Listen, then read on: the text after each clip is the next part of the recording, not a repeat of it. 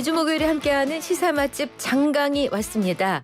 장윤미 변호사의 장, 강전의 변호사의 강, 요 두 글자를 따서 시사 맛집 장강, 저희 코너 이름인데요. 시사적인 이슈를 법률적으로 풀어볼 텐데요.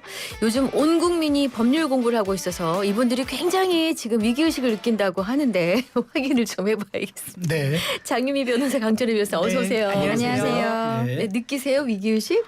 네. 요즘에는 뭐 탄핵이라든지 뭐 네. 의결 정족수라든지 이런 것들에 대해서 우리 청취자분들도 대부분 다 알고 계시는 것 같아요. 맞습니다. 네. 와, 정말 사법의 정치화라고 하는데 이게 우리 국민들께서 저는 너무 많은 걸 알고 계실 필요는 없다라고 네. 생각하거든요. 정치인 이름도 뭐 대통령 정도 알면 되지. 우리가 뭐 장관이라든지 아니면 이제는 뭐 군인들의 이름, 사령관 이름까지 까지. 다 알아야 되는 네. 이 상황이 굉장히 안타깝고 올해는 좀 평온한 한 해가 되었으면 좋겠다라는 생각도 해봅니다. 저도 어디 가서 요즘 얘기하다 보면요. 제가 변호사인 줄 알아요. 맞아요. 저도 그렇지. 법률 용어 많이 쓰다 보니까 그러니까요. 유사 변호사입니다. 네. 자, 본론 자, 들어가겠습니다. 자, 오늘 오전에 나온 속보부터 짚고 가겠습니다. 헌법재판소가 이진숙 방송통신위원장에 대한 국회 탄핵 소추를 기각했습니다. 이로써 이 위원장은 즉각 직무에 복귀했는데 근데 이제 재판관 8명 중 4명이 이제 동수로 엇갈렸어요. 기각과 이제 인용이. 그런데 왜 이렇게 됐는지 좀 장 변호사께서 설명을 해 주시죠. 아마 이게 선행 판결도 이제 그 행정법원에서 여러 차례가 좀 비슷한 취지로 나오기도 했었었는데요. 일단 그 방송통신위원회 법에 의하면 이 표결을 할 수 있는 의결 정족수는 원래 전체 5명 중에 과반 이상의 출석으로 하도록 되어 있습니다. 네. 그런데 지금 이진숙 그 방통위원장과 이 방통부위원장 2명이 다 이제 여권의 추천 몫인데 2명만 있고 민주당 추천 몫의 2명과 이제 그러니까 국민의힘 추천의 몫의 1명은 공석이에요. 네.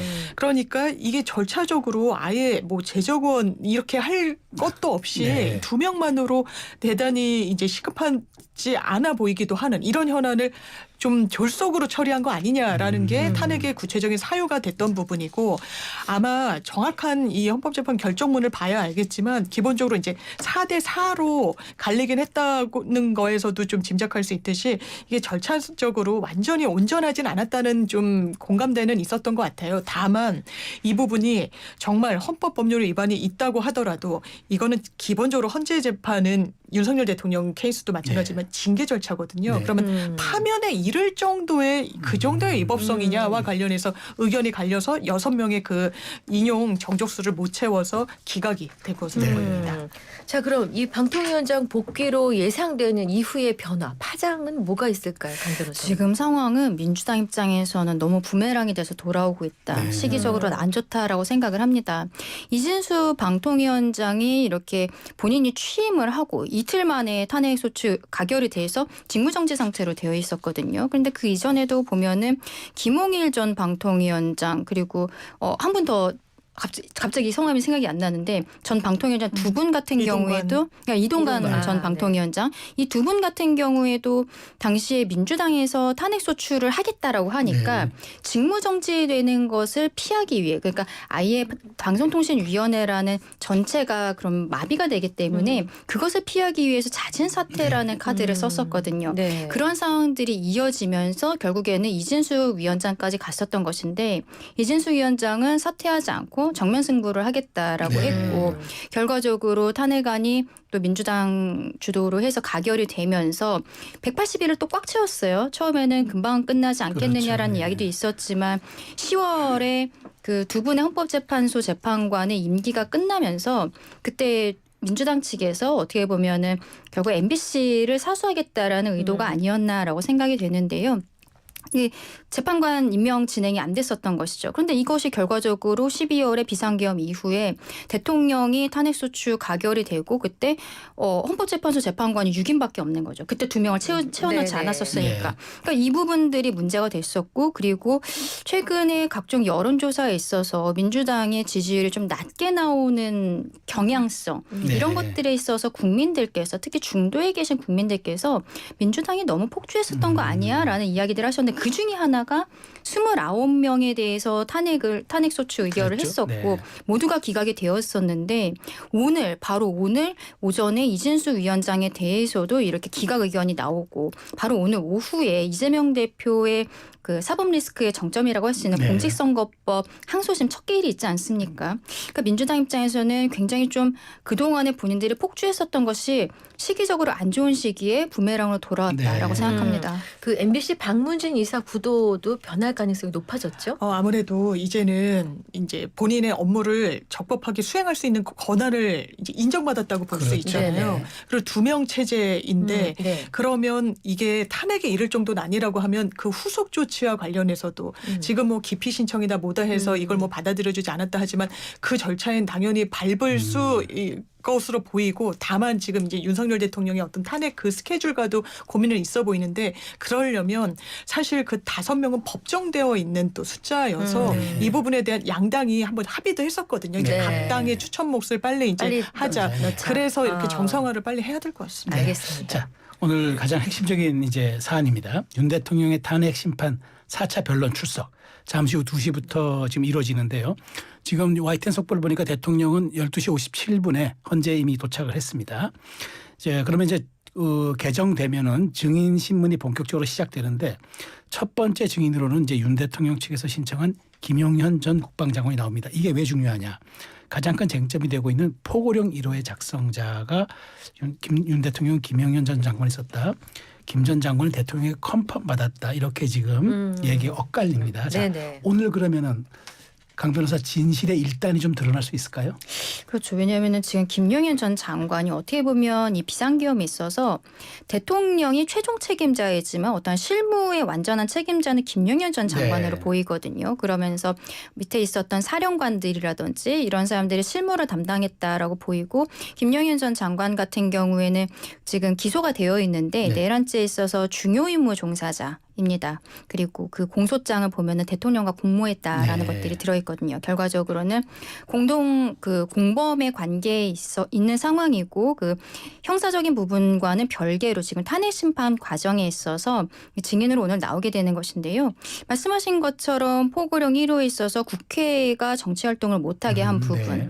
이런 것이 헌법에 위반되는 것이 아니냐라는 이야기들이 있었고 그리고 최상목 당시 기재부 장관이 받았다라는 쪽지 그 쪽지가 누가 작성을 한 네. 것이냐 이런 것에 있어서 대통령이 작성을 한 것이 아니라 김용현 전 장관 측에서도 본인이 작성했다라는 걸 그렇죠. 변호인을 통해서 밝힌 바가 있는데 그렇다면 오늘 증인신문 과정에 있어서는 대통령과 김용현 전 장관의 어떤 업무 배분이라고 표현을 해야 될까요? 네. 그 김용현 전 장관이 만약에 실무를 다 전적으로 담당했다 해도 대통령에게 보고를 했을 거란 말이죠. 네. 그렇다면 대통령이 어디에까지 알고 있었고 어디에까지 구체적인 지시가 있었는지 이런 부분들에 대해서 중점적으로 다루어지게 되지 않을까 생각합니다.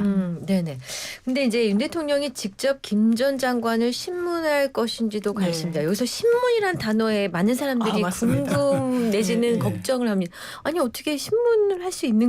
그렇죠? 그렇죠. 이게 이 용어가 적정한가요? 맞습니다. 질문 혹시 아닐까요? 저희가 이 네. 법률 용어에 신문, 시에다가 미음 문이 네네. 있고 신문이 있는데 네네. 신문, 미음은 기본적으로 판사가 질의하는 걸 신문이라고 네. 저희가 좀 네. 통상적으로 표현하고 피의자 신문 뭐 이랬을 때 그냥 수사기관에서 묻는 건 신문이라고 니은이군요. 뭐 이렇게 쓰기도 해서 네네. 좀 분별되기는 하는데요. 네네. 이게 낯선 광경인 건 맞아요. 네. 이게 그 헌법재판관에서 각각 이 피청구인과 이제 같이 기소된 이제 공범의 지위에 있으니까 네네. 그런데 이제 절차상 보면 이런 헌법재판소의 이 재판 과정은 이제 형사소송법을 준용하도록 돼 있는데 이제 형사소송법을 보면은 기본적으로 공범들이 있잖아요. 네. 여러 공범들. 아니 공범이 서로 공범의 증인을 서줘 이게 좀 어떻게 보면 낯설게 느껴지기도 그러니까요. 하는데 이 공범 관계는 상피고인 관계에서 서로 관계에 있어서는 피고인인데 아하. 이 서로에 대해서 증인의 자격이 있어요. 아. 네, 서로의 사건, 상호 증인. 서로에 아. 대해서는 왜냐면 네. 자기 자신의 사건에 대해서는 증인 지위는 없거든요. 그래서 아. 거짓말을 해도 처벌받지 않아요. 네. 왜냐면 자기 사건이니까 이제 위증 뭐 이런 게 없는데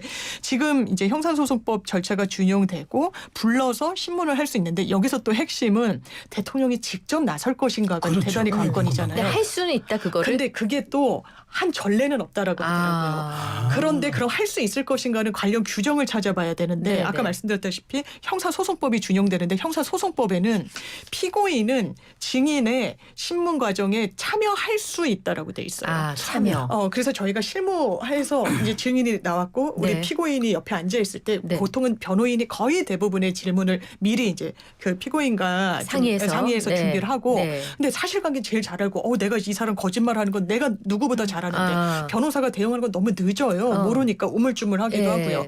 그러면 좀 끼어드는 식으로 아니면 판사한테 좀 허가를 받고 하는 식인데 지금 윤석열 대통령은 그것보다 더 나아가서 좀 더 주도적으로 하지 않겠느냐라는 전망도 나오고 있습니다. 그게 사실 뭐 큰 의미는 없는 게 만약에 지금 윤석열 대통령이 직접 질문하는 것에 대해서 법원에서 그 자제를 촉구한다라고 해도 변호인은 당연히 증인에 대해서 질문을 할 수가 있는 거거든요. 그러면 그 대통령이 변호사랑 같이 앉아 있기 때문에 그쵸. 옆에 있는 변호사한테 이렇게 뭐 설명을, 귓속말로 그쵸. 이렇게 한번 물어보라고 하면은 그 써서 그 질문지를 제출하기도 하지만 나중에 추가적으로 더 물어볼 것이 있습니까?라고 재판장이 얘기를 해요. 그러면 어차피 그 기존에 제출하지 않았던 질문에 대해서도 변호인은 할 수 있는 거기 그러네요. 때문에 네, 만약에 본인 목소리로서 내지 않아도 옆에 앉아 있는 변호사를 통해서 이야기를 할 수 있는 것인데 지금 대통령이 직접 물어보는 것이 김용현 전 장관에게 어떤 심리적인 압박이 되지 않겠느냐 이런 이야기들이 나오는 것이죠. 그래서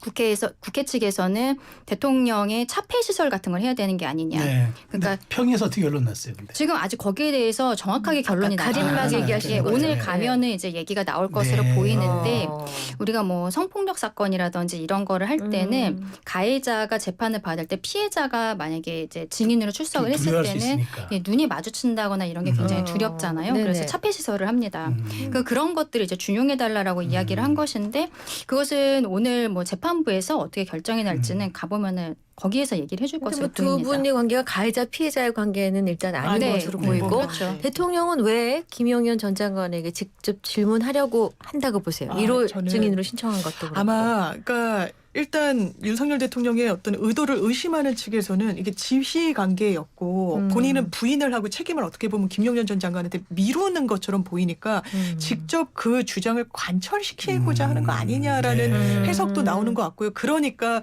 이제 국회 소추위원 측에서는 이건 대단히 압박으로 느껴질 수 있고 증언이 오염될 수도 있다. 그러니까 이제 저희가 이 증인에 대해서 대단히 위력을 행사할 수 있는 지위에 있는 뭐 이제 피고인이거나 하면은 퇴정을 시키기도 해요. 다만 이건 너무 방어권을 침해해서 퇴정해도 들을 수는 있고 바로 이제 반박할 수 있는 기회 주거든요. 아니면 개폐막을 치는 거예요. 최소한 눈은 마주치지 않게. 어떤 현황으로 날 바라보는지 어떤 제스처를 취하는지는 좀 가릴 수 있게. 근데 그렇게 하는 게 증인의 요청에 의해서 할 수도 있는데 김용현 전 장관이 요청했을 리 만무해 보이고요. 이제 재판부의 판단이 좀 남아 있는 것 같습니다. 자, 또 하나 쟁점입니다.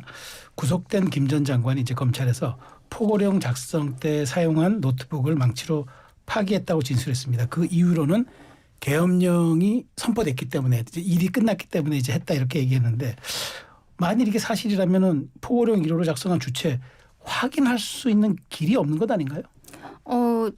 아예 방법이 없는 것은 아니죠. 결과적으로 그런 것들을 확인하기 위해서 지금 물적인 증거가 없기 네. 때문에 대통령과 김용현 전 장관의 진술이 필요하게 되는 부분들인 네. 것이고요. 지금 어쨌든 포고령 자체를 작성한 것은 김용현 전 장관이 작성을 한 것으로 보이고 네, 그 네. 문제는 대통령이 어디에까지 개입을 했는가의 문제예요. 개입 그러니까 여부. 이 네. 노트북을 작성하는 과정이 노트북에서 뭐 워드 같은 걸로 작성을 하는 과정에 있어서 만약에 이 물적인 증거가 있다면 그 파일을 열어보면은 언제 어느 부분이 수정이 됐는지 이런 것들을 알 그렇군요. 수가 네. 있거든요. 근데 지금으로서는 그 부분이 알 수 없다는 것이죠. 그러니까 말하자면은 처음에 있었던 초안이 있을 것이고 그렇죠. 그리고 그 다음에 뭐 몇 시간 있다가 수정본이 아마도 있을 뭐 것이고. 보고를 네. 했다거나 혹은 뭐 내부적으로 검토를 했다거나 그러고서는 수정안이 있다가 결국엔 이제 최종안이 나올 것인데 이 물적 증거가 있으면 파일이 만약에 한 개로서 되어 있어도 그 파일이 언제 어떻게 수정이 되었는지 대략적인 것들을 볼 수가 있는 거거든요. 있거든요. 네. 지금 그것이 안 된다는 것인데 근데 그것도 어떻게 보면 제가 좀 아까 말씀드린 것처럼 뭐 한 3시간 있다 수정을 했다. 그러면 그 사이에 대통령한테 보고한 거 아니야? 대통령에게 어떤 이야기 들은 거 아니야? 라고 이야기가 나올 수 있지만 그것도 역시 직접 증거 같은 것은 그렇죠. 없는 것이거든요. 그래서 지금 이 노트북 자체를 파쇄한 것에 대해서 인정을 하고 있는 상황이고 결국에는 당사자들의 진술이 어느 정도 일치가 되는가 그것이 중요할 것으로 보입니다. 네네. 그 이번 대통령 탄핵 심판에서 중요한 핵심으로 떠오른 비상입법기구 이 계엄 전에 최상목 경제부총리가 건네받았다고 전해지는 그 관련 쪽지인데요. 대통령은 쪽지를 알지 못하고 누가 썼는지 기억이 가물가물하다라고 했습니다.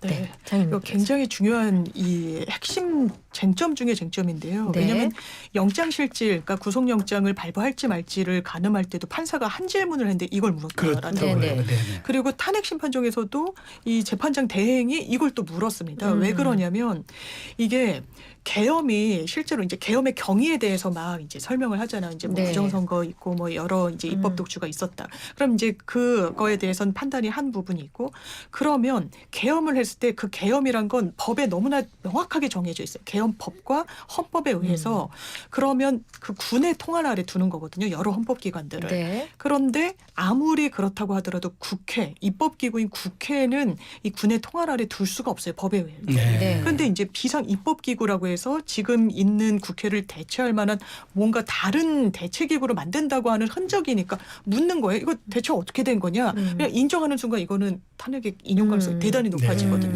그런데 윤석열 대통령이 저는 그러니까 대응이 잘 되고 있다라는 생각을 좀 법률가로서 못하는 게 처음에 영장실질 단계에서는 이렇게 얘기했다는 거예요.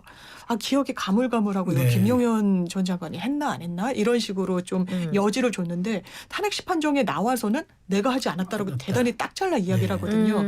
왜냐하면 당사자의 진술도 계속 변하는 경우가 대단히 많아요. 그럼 어느 진술이 더 맞을지 그러면 사건이 있었던 때보다 조금 더 붙어있는 시기. 근데 이거는 텀이 되게 짧다 보니까 그걸로 분별하기는 어렵지만 얼마나 많이 그거를 또 헤아려 봤겠어요. 머릿속으로 대통령이 이제 구치소로 다시 돌아가서도. 그러면 아 나한테 뭐가 유리하지라는 어떤 가공의 동인이 시간이 지날수록 더 커지는 거거든요. 네. 그럼 윤석열 대통령이 처음에는 아 기억이 안 난다고 했다가 나중에 들어서 오히려 기억이 나는데 내가 아니다라고 하는 건 일단 이게 진실을 이야기하고 있다는 인상을 재판부한테 주지는 못했을 것 같습니다. 그러니까 구속영장 실질심사 단계에서는 대통령이 구체적으로 기억을 못했던 것으로 보이는데 네. 또 상황을 보면 어제 조태열 외교부 장관 같은 경우 대통령으로부터 직접 또 쪽지를 받았다라고 이야기를 하고 다른 있거든요. 쪽지긴 해요. 예. 그렇죠. 예. 계엄시 그러니까 제외 공갈의 대처 상황이라고 제가 하는데. 말씀드리고 싶은 것은 대통령이 본인이 쪽지를 써서 줬는데 그게 조태열 장관에게만 줬던 것인지 아니면 다른 국무위원들에게도 줬던 것인지에 대해서 사실상 헷갈렸을 수도 있는 거예요. 네. 왜냐하면 지금 얘기가 나오는 건 조태열 장관이 받은 뭐 이제 다른 쪽지에 밑에 숫자가 뭐 8이 써 있는 걸 보면 1, 2, 3, 4, 5, 6, 7도 적어도 있는 것이 아니냐라는 이야기들도 나오고 있는 거잖아요. 네. 그렇기 때문에 그 부분에 있어서 초반에 정확하게 기억을 못했던 것으로 보이고 그래서 대통령 측에서도 당시에 김용현 전 장관과 연락을 할 수 있는 상황이 아니었기 때문에 구체적인 내용 확인을 못했다라고 이야기를 하고 있거든요. 네. 그래서 오늘 어쨌든 그 부분에 대해서 중점적으로 다루어질 것으로 보이는데 비상입법 기구라는 것을 일단은 김용현 전 장관이 본인이 작성한 건 맞다라고 해요. 그리고 최상목 권한대행도 본인이 쪽지를 받을 때 대통령으로부터 직접 받은 건 아니고 옆에 있던 사람한테 받았다라고 네. 했거든요. 근데 본인은 대통령이 줬다라고 생각을 그 당시에 인식을 하고 있었던 것으로 보이는데 그러면 이 내용에 있어서 비상입법기구라는 게 국회를 무력화시키는 것이냐 여기에 대한 쟁점을 하나가 더 들어가게 네. 됩니다. 지금 김용현 장관 측에서는 쪽지에 있는 비상입법기구라는 것이 국회를 대체하는 것이 아니라 긴급 재정경제명령이라든지 이런 형태를 준비하라라는 네. 쪽지를 작성한 것이다라고 이야기를 하고 있거든요. 네. 그래서 아마 오늘 증인신문 과정에서도 그 쪽지의 내용이라든지 이런 것에 대해서도 조금 더 다루어지게 될 것으로 생각합니다. 네, 또 하나의 쟁점입니다. 이제 당시 계엄 당시에 국회에 투입된 계엄군이 한동훈 당시 여당 대표는 정치인 체포 지시를 받았냐 하는 건데 이 대목에서도 대통령과 특전사령관 등 이제 주요 관련 종사자들의 진술이 엇갈립니다. 어제 있었던 내란특위 국회 내란특위 청문회에서 곽종근 전 특수본사령관, 홍장원 전 국정원 1차장은 다시 한번 체포를 받았다고 확인 발언을 했습니다.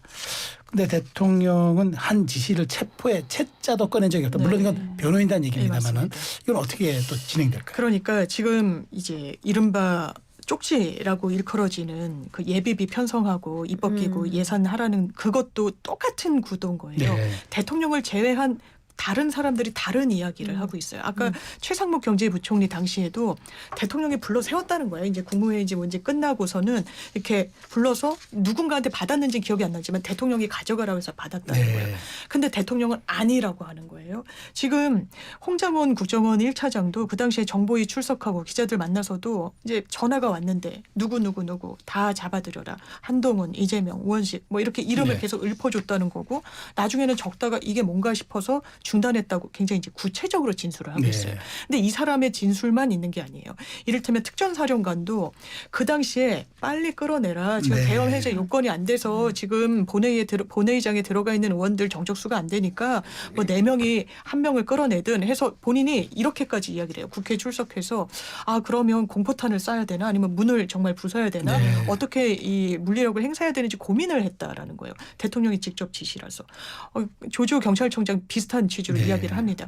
그러면 이 사람들이 정말 윤석열 대통령의 주장이 맞으려면 윤석열 대통령이 하지도 않은 행위를 했다라고 입을 모아 거짓말을 해야 되는 거예요. 네. 근데 그럴 만한 이유가 있을 것인가? 그런 동인이 있을 것인가? 심지어 대통령을 끌어들여서 거짓말까지 할 이런 고위 공직자가 있을 것인가는 상당히 좀 물음표가 쳐져요. 이른바 진술이 엇갈리고 이거 상호 모순적이라서 양립이 안 되는 겁니다. 그러면 당연히 재판부가 아니라고 하니까 아닌가 보지라고 넘어가는 게 아니에요. 누구 말이 더 맞는지 증명력 평가를 하는데 지금까지 흘러온 국면을 보면 대통령의 말이 최소한 진실일 가능성은 좀 낮다라고 평가받을 것 같습니다. 네. 자, 근데 만일 대통령이 지시를 내렸다면 양자 간의 전화 통화를 한 기록이죠. 이 비화폰이 수사의 이제 핵심 증거가 될 수 있을 텐데 이것에 지금 압수수색도 안 됐고 또 확보하거나 기록을 볼 수도 없는 상황입니다. 이게 수사가 계속 가능할까요? 비화폰도 앞서 그 김용현 전 장관이 파쇄했다는 노트북이랑 좀 비슷한 상황이거든요. 네. 만약에 이 비화폰을 찾아낸다라고 해도 통화를 한 내역이 있는 것이지 녹취는 없어요. 비화폰이라는 것은 통화하면서 녹음할 수 있는 기능이 없거든요. 네. 그러면 뭐 대통령과 몇 시에 통화했다라는 얘기, 그 기록은 남아있을 수 있겠죠. 근데 지금 대통령 같은 경우에는 그러한 얘기를 한 적이 없다라는 거잖아요. 통화를 해서 무언가를 물어보거나 무슨 이야기를 했을 수 있지만 적어도 끌어내라, 뭐 체포해라 이러한 이야기를 한 적은 없다라고 이야기하고 있기 때문에 비화폰을 찾아냈다고 해서 뭐 대통령의 진술이 바로 뭐 번복이 된다거나 지금 그렇게 보기는 어려울 것으로 보이고 오히려 뭐 말하자면은 주위 사람들에게 무엇이라고 이야기했는가. 곽종근 사령관이 전화 통화를 한 이후에 밑에 있는 부하들한테 그 지시를 내리면서 대통령님의 지시다라든지 뭐 아니면 그런 형태의 이런 것들이 있었는가 그런 정황 증거들을 확인해야 되는 것이 아닌가라고 보입니다. 네. 네네. 자 이제 그 공수처가 네. 대통령을 체포를 집행한 이후 이제 일주일이 지났습니다. 그동안 계속 대통령 이제 뭐 강제 구인, 현장 조사 시도, 뭐 관저와 그 옆에 있는 경호처에 대한 압수수색 네. 다 불발됐습니다. 결국 이제 오늘 윤 대통령의 관련 사건을 검찰에 이첩하기로 했는데 네.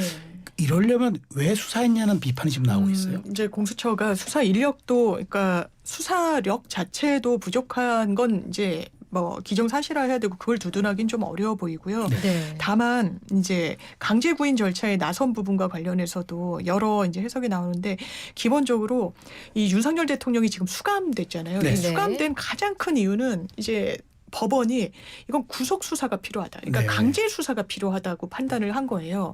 그러면 지금 뭐 보수 일각에서는 이거 규정도 없는데 어떻게 대통령을 끌어내냐라고 하지만 네. 이거는 이 구속 수감된 피해자가 이런 조사를 거부한 전례를 정말 찾아보기가 좀 어렵거든요.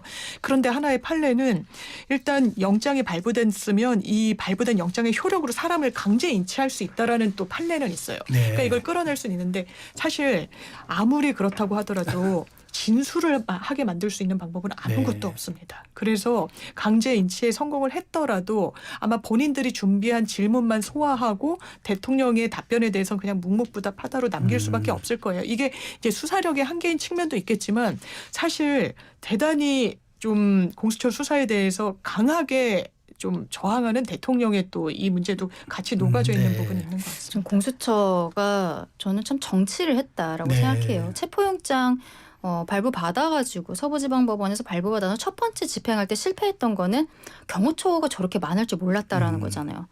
아니 한 나라의 대통령의 그 경호하고 있는데 많을 줄 몰랐다라고 이야기를 할 수 있다는 것도 굉장히 놀랍고, 그리고 그 이후에 체포영장을 다시 이제 진행을 하려는데 경찰에서 해라. 아니 이거 뭐 집행을 위탁하는 이런 게 어디 있습니까?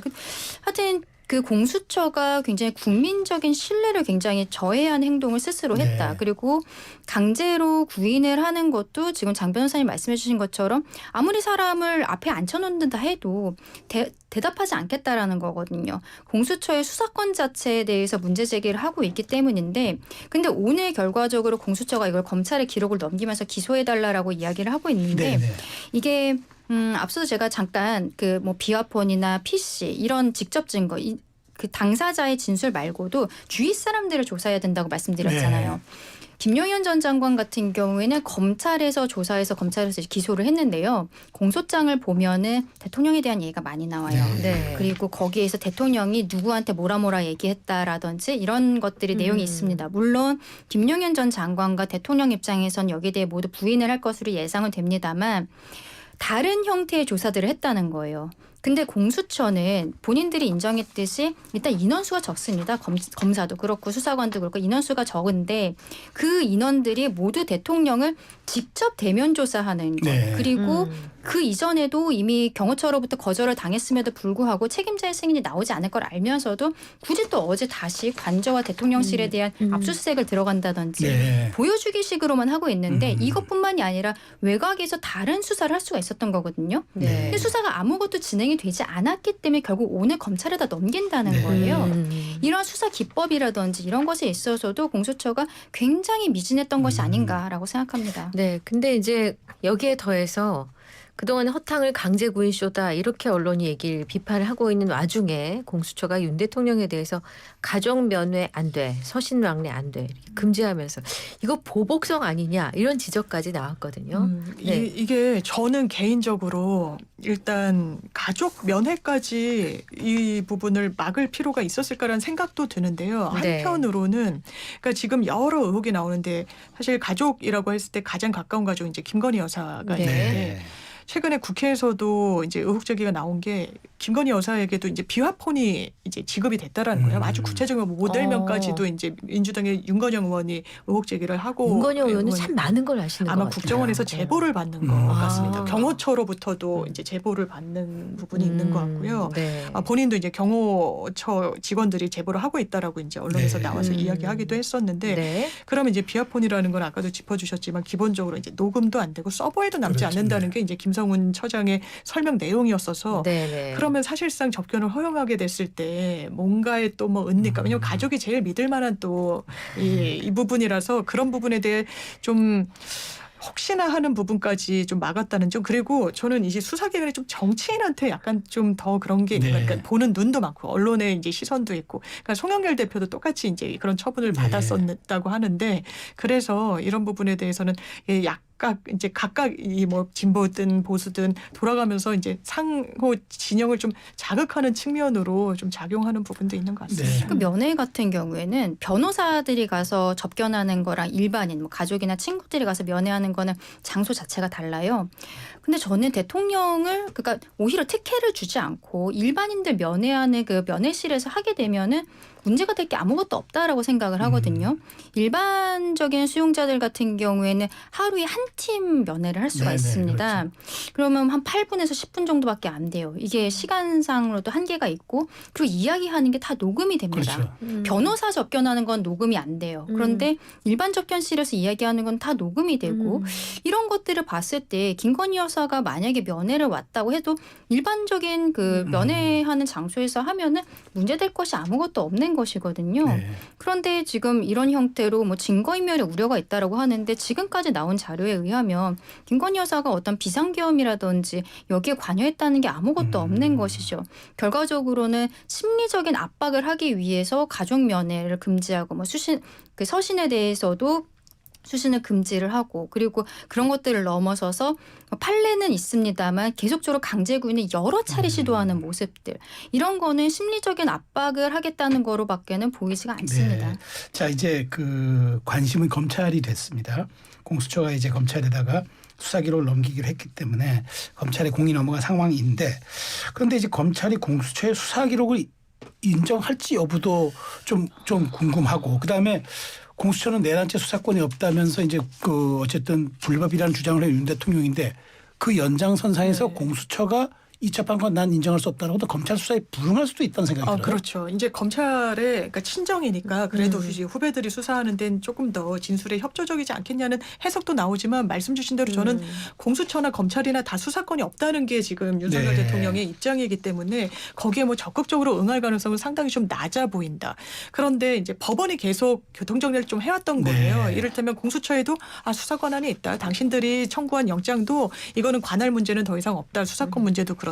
그리고 이 조지호 경찰청장 등에 대해서 검찰이 영장 청구했을 때도 이게 발부됐었거든요. 네. 그러니까 검찰이 이 경찰에 대한 수사를 할 수 있고 또 네. 이게 공범 관계에 있습니다. 윤석열 대통령 간에. 네. 그런 공범과 관련해 가지고 또 이제 수사를 할 수 있다라는 이런 법리에 의해서 관할 문제는 종국적으로 가더라도 이 수사권 문제는 크게 이슈가 되질 않을 거라고 저는 좀 생각이 됩니다만 대통령이 어쨌든 그 문제를 제기하고 있는 만큼 수사에 응할 가능성은 없다는 점.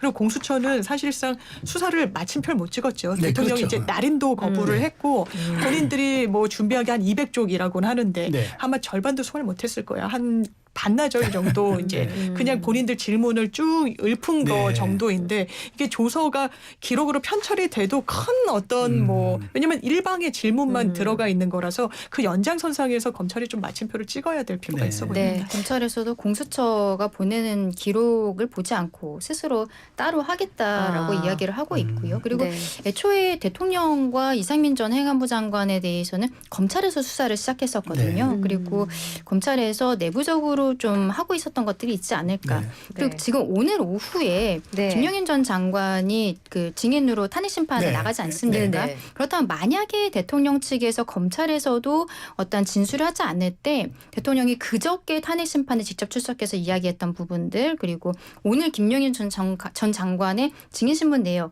이런 것들을 좀 정리를 해서 공소장에 기재가 되지 않을까라고도 생각합니다. 네.